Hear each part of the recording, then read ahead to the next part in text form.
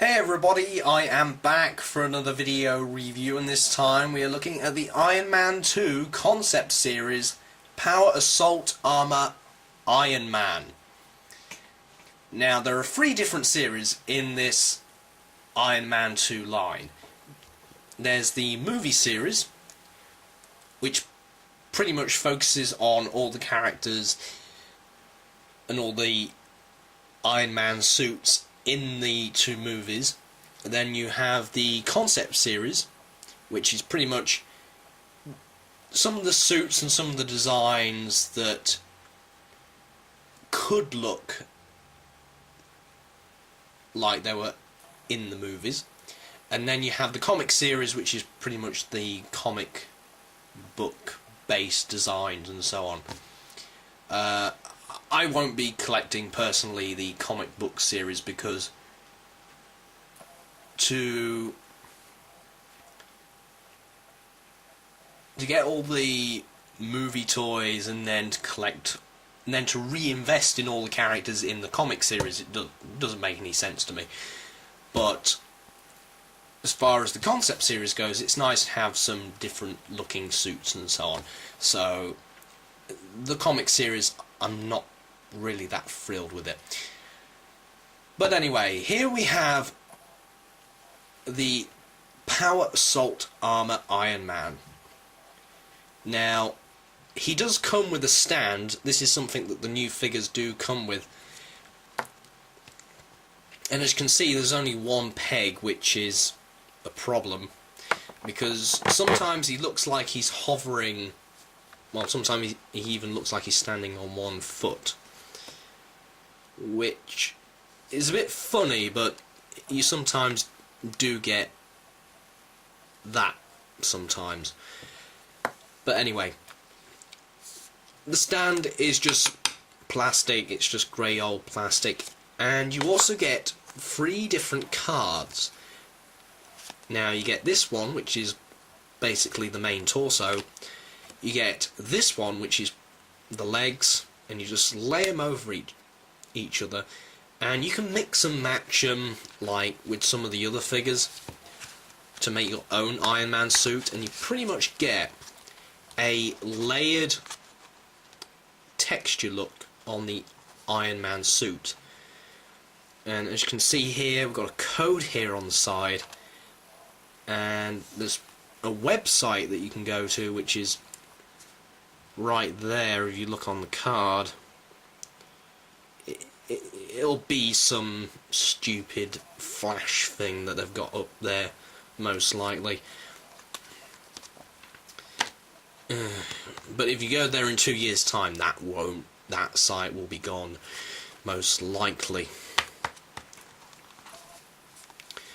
But yeah, you can mix and match the different cards and make your own suit up.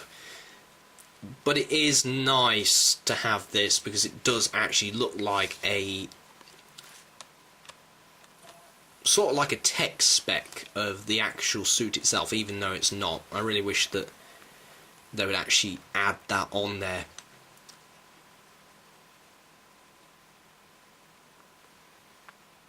And also you got the Avengers logo here right up here at the top, and you do have some sort of power bars, but they don't really mean anything. And yeah, that's pretty much all that the stand does. Now, Iron Man does stand up pretty well on his own. He is a 4-inch figure, so he's in scale with the G.I. Joes. And as you can see here with Storm Shadow, we'll just take away his stand. Iron Man may be a little bit taller, but imagine the guy in the suit being this scale, and the suit just bulks him up, and it's pretty much in scale. So yeah. So now your G.I. Joes can match in with your Iron Man figures. Woohoo. But anyway, the reason why I picked this up was I love the design on it. It's a lot more bulkier and there's not so many round edges on this suit. Like, as you can see here, we've got some... They're either guns or boosters here on the back. My guess is they're boosters. And then you got the sort of like vents for the thrusters for the back of his legs. And you've got these armoured pieces up for his thighs. You've got some squared off shoulder pads which still pop off, which I get pissed off every time they do pop off. But there's no real way to actually glue these on without affecting the articulation here, because that joint needs to move in order for that to stay where it is. And yeah, it's a bit of a bitch, but if you keep it still it should be alright. And he does come with a missile launcher. See, that's what I mean about the standing on one leg effect. He does come with a missile launcher, and you just simply plug that in. The missile's not very detailed, it's pretty much bland in its design. And all you do is you just attach that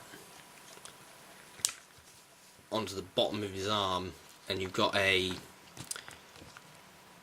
arm cannon here which he can fire like so, or you can move the arm up like that to give him that kind of effect,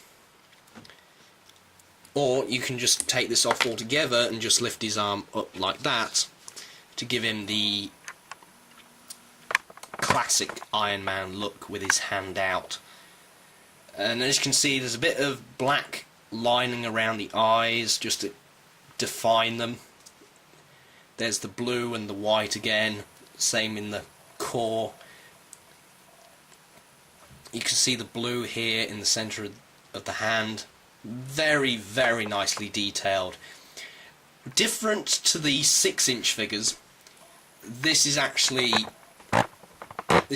painted rather than them moulding the pieces in a certain colour plastic. So in terms of articulation, he does have a lot, but some of the paint just does make it a little stiff in places, like the feet especially, and the elbows, and sometimes the shoulders can be a bit of a pain. The head has lost a bit of articulation, but you know, it's to be expected. And yeah, that's pretty much it for the Power Assault Iron Man. He is a very, very good figure. He's nice on display. I like the whole card thing here at the back, and I like they give you a stand to display all these Iron Mans. Especially when you're collecting all the suits, you can have like a museum of suits. So that's pretty much what you would get if you collected everything from Mark 1 till Mark 6. You would have like a museum of all the Iron Man armours. Then you would have the concept design armours, which would make it a lot more better. The comic series I'm not really digging, but still, it could have time to grow on me. So anyway, that's it for the Power Assault Armour Iron Man review. I'll have more Iron Man reviews coming up soon. The only one thing is, I would like a name badge on the actual base, saying Mark 1, Mark 2, Mark 3, so we actually know what kind of armour it is. But other than that, the toy doesn't really have a lot of problems. Apart from the shoulder pads and missing a name tag, that's it. And yeah, that's it for this review, and I will see you guys later.